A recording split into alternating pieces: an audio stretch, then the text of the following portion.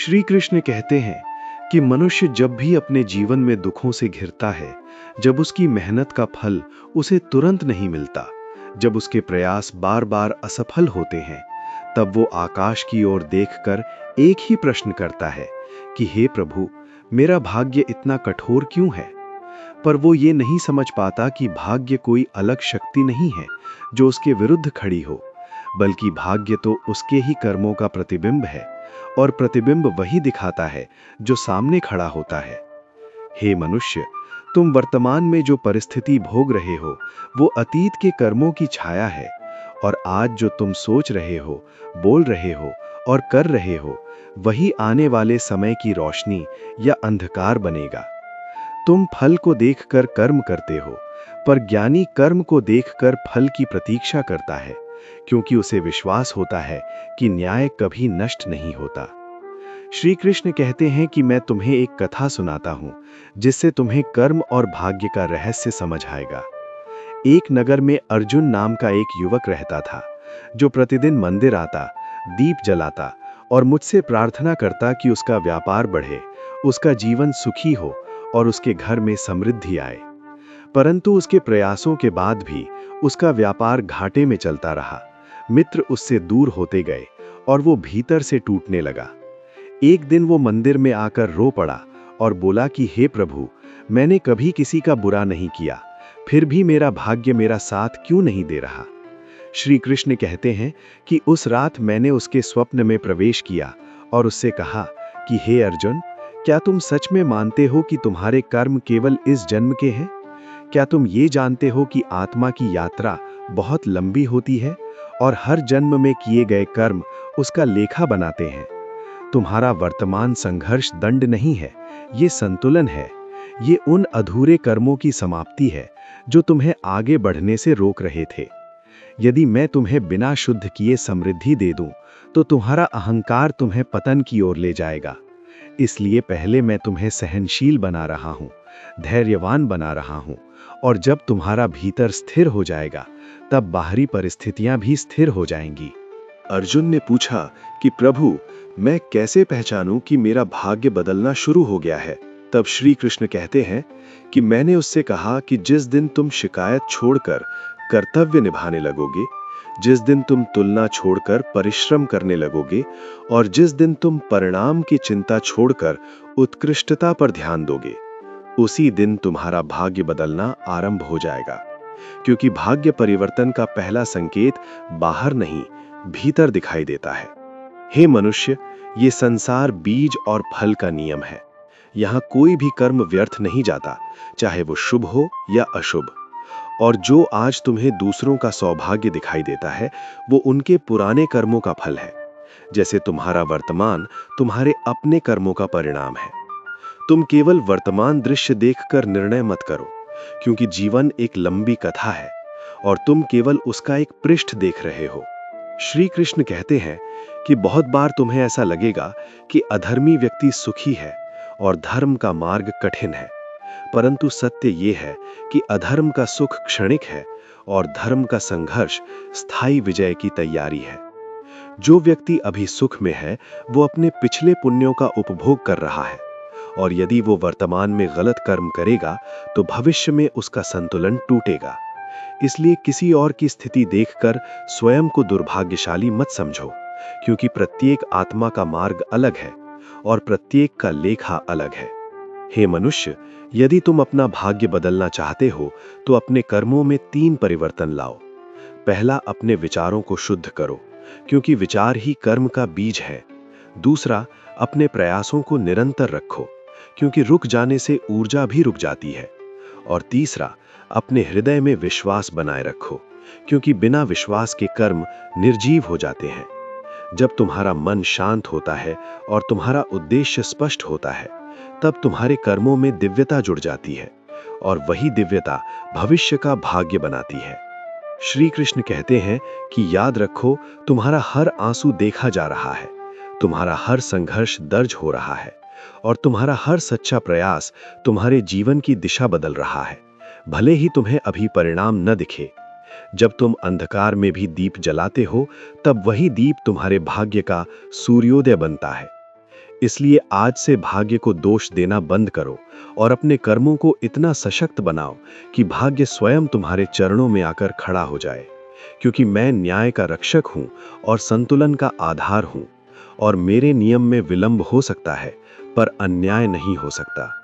जब तुम धैर्य से कर्म करते हो, जब तुम समर्पण से प्रयास करते हो और जब तुम विश्वास से आगे बढ़ते हो, तब मैं स्वयं तुम्हारे जीवन में अदृश्य रूप से मार्ग प्रशस्त करता हूं। अतः उठो, जागो और अपने वर्तमान को इतना पवित्र बना दो कि भविष्य स्वयं प्रकाश बन जाए।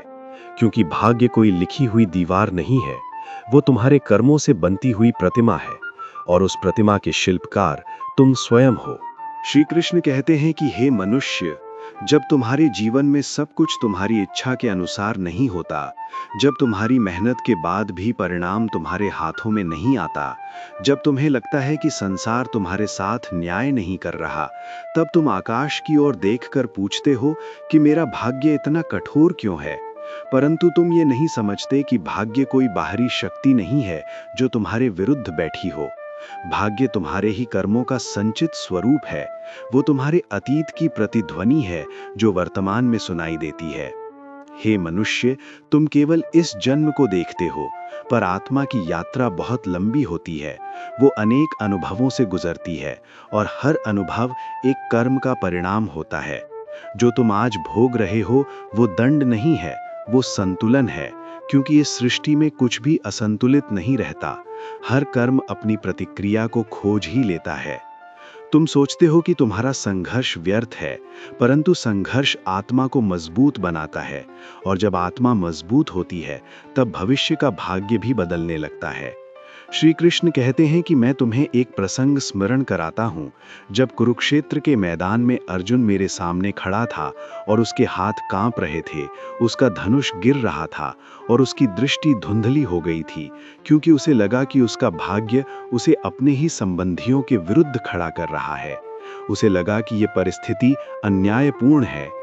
परंतु मैंने उससे कहा कि हे पार्थ, जो तुम्हारे सामने है वो तुम्हारे कर्मों की भूमि है। उससे भागना तुम्हारे भाग्य को और जटिल बना देगा, पर उसका सामना करना तुम्हारे भविष्य को निर्मल करेगा। अर्जुन ने पूछा कि यदि सब कुछ पूर्व निर्धारित है तो मेरे कर्म का क्या अर्थ है। तब श्री कृष्ण कहते हैं कि मैंने उसे बताया कि पूर्व निर्धारित केवल परिणामों का संतुलन है, परंतु वर्तमान कर्म की स्वतंत्रता तुम्हारे हाथ में है, और वही स्वतंत्रता तुम्हारे अगले परिणामों की दिशा तय करती है।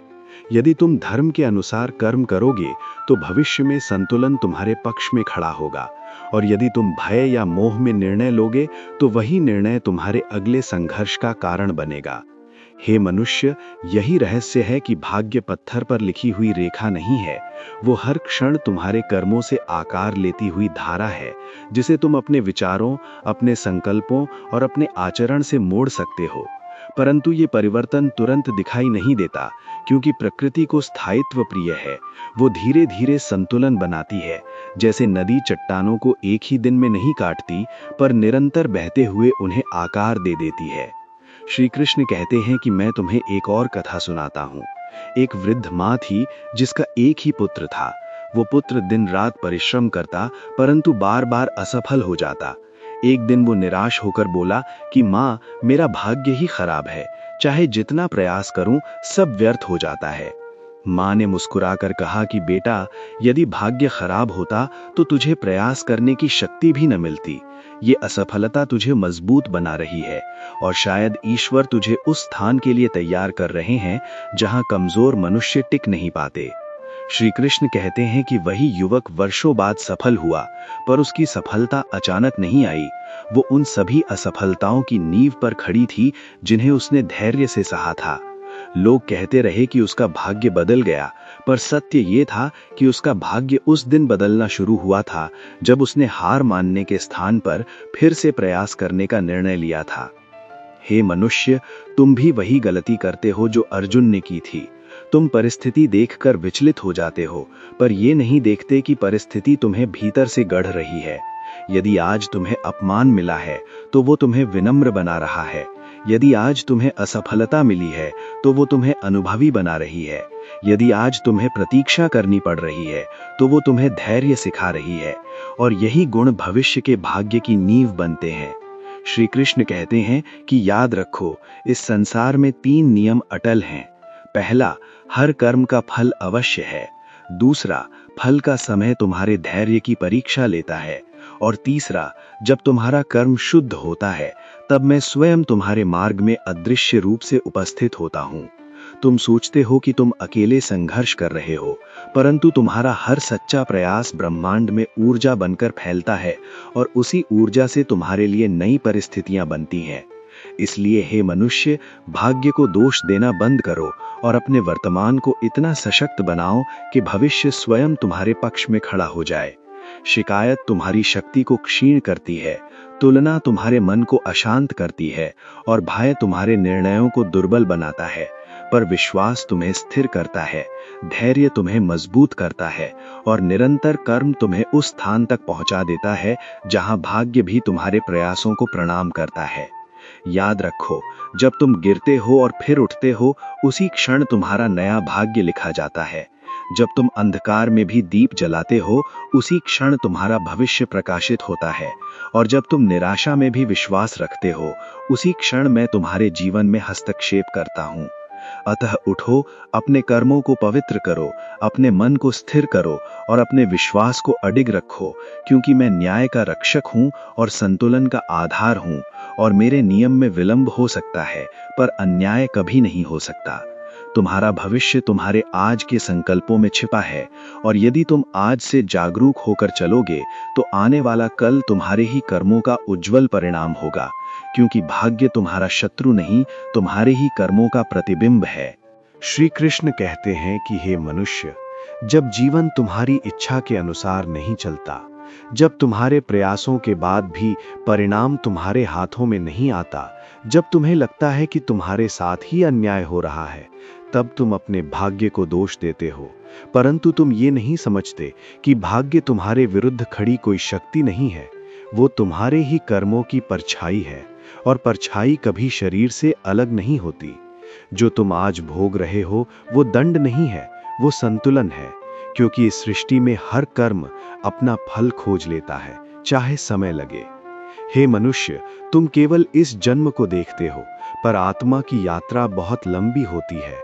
वो अनेक अनुभवों से गुजरती है और हर अनुभव पिछले कर्मों की गूंज लेकर आता है। जब तुम्हारे जीवन में कठिनाई आती है तो तुम उसे शत्रु मान लेते हो, पर वही कठिनाई तुम्हें भीतर से गढ़ रही होती है। जैसे कुम्हार मिट्टी को थपथपाकर आकार देता है, वैसे ही परिस्थितियां तुम्हें आकार देती हैं। यदि मिट्टी को चोट न लगे तो वो घड़ा नहीं बनती, और यदि आत्मा संघर्ष से न गुजरे तो वो परिपक्व नहीं होती। श्री कृष्ण कहते हैं कि कुरुक्षेत्र में जब अर्जुन मेरे सामने खड़ा था और उसके हाथ कांप रहे थे, तब उसे लगा कि उसका भाग्य उसके विरुद्ध है। उसे लगा कि परिस्थिति अन्यायपूर्ण है, पर मैंने उससे कहा कि हे पार्थ, ये युद्ध तुम्हारे विरुद्ध नहीं है, ये तुम्हारे भीतर के भ्रम के विरुद्ध है। और यदि तुम आज धर्म से पीछे हटे तो आने वाला समय तुम्हें और बड़े संघर्ष में डाल देगा, क्योंकि भाग्य से भागने वाला व्यक्ति उससे मुक्त नहीं होता, वो केवल उसे आगे टाल देता है। हे मनुष्य, यही सत्य तुम्हारे जीवन में भी है। तुम जब कठिन निर्णयों से भागते हो, जब जिम्मेदारियों से मुंह मोड़ते हो, तब तुम सोचते हो कि तुमने कष्ट से बचाव कर लिया, पर वास्तव में तुमने उसे और जटिल बना दिया, क्योंकि कर्म का लेखा स्थगित हो सकता है, समाप्त नहीं। श्री कृष्ण कहते हैं कि मैं तुम्हें एक कथा सुनाता हूँ। एक युवक था जो हर दिन मुझसे प्रार्थना करता कि उसका जीवन आसान हो जाए, पर हर बार उसे नई परीक्षा मिलती। वो निराश होकर बोला कि प्रभु, मैं थक गया हूँ, मेरा भाग्य इतना कठोर क्यों है? तब मैंने उससे कहा कि यदि मैं तुम्हें बिना परखे सफलता दे दूं तो तुम उसे संभाल नहीं पाओगे, इसलिए मैं तुम्हें मजबूत बना रहा हूँ, तुम्हारी आत्मा को स्थिर बना रहा हूँ, ताकि जब समृद्धि आए तो वो तुम्हें गिराए नहीं। वर्षों बाद जब वही युवक सफल हुआ तो लोगों ने कहा कि उसका भाग्य अचानक बदल गया, पर सत्य ये था कि उसका भाग्य उस दिन बदल गया था जब उसने हार मानने के स्थान पर फिर से प्रयास करने का निर्णय लिया था। भाग्य बाहर नहीं बदलता, वो भीतर बदलता है, और भीतर का परिवर्तन ही बाहर की परिस्थिति को आकर्षित करता है। हे मनुष्य, तुम ये क्यों भूल जाते हो कि तुम्हारा हर विचार भी एक कर्म है।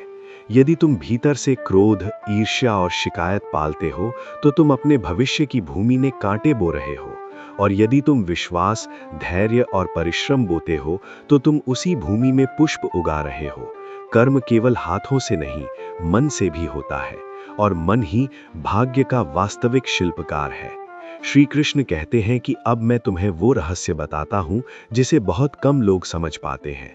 जब तुम्हारे जीवन में बार बार कठिनाई आती है तो समझ लो कि तुम्हारी आत्मा को किसी ऊंचे स्थान के लिए तैयार किया जा रहा है, क्योंकि साधारण आत्माओं को साधारण परीक्षाएं मिलती हैं और असाधारण आत्माओं को असाधारण संघर्ष।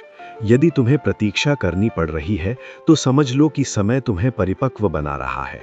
यदि तुम्हें असफलता मिली है तो समझ लो कि वो तुम्हें अनुभव दे रही है, और यदि तुम्हें अपमान सहना पड़ा है तो समझ लो कि वो तुम्हें विनम्रता सिखा रहा है। और यही तीनों गुण मिलकर भविष्य के भाग्य को स्वर्ण बनाते हैं। और अब हे मनुष्य, ध्यान से सुनो, क्योंकि ये अंतिम और गहरा सत्य है। जब तुम टूट कर भी विश्वास रखते हो, जब तुम अंधकार में भी दीप जलाते हो, जब तुम रोते हुए भी कर्म करना नहीं छोड़ते, उसी क्षण मैं तुम्हारे जीवन में अदृश्य रूप से हस्तक्षेप करता हूँ। तुम सोचते हो कि तुम्हारा प्रयास व्यर्थ जा रहा है, पर हर सच्चा कर्म ब्रह्मांड में ऊर्जा बनकर फैलता है, और उसी ऊर्जा से तुम्हारे लिए नए द्वार खुलते हैं।